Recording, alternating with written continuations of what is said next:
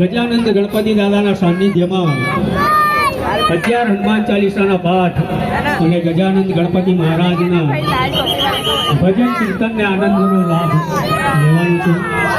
એ બદલ પણ એમનો ખૂબ એમના પરિવારનો આભાર માનું છું. સિયાવર રામચંદ્ર ભગવાન કષ્ટભંજન દેવ કી જય. કાશી વિશ્વનાથ દેવ કી જય. સનાતન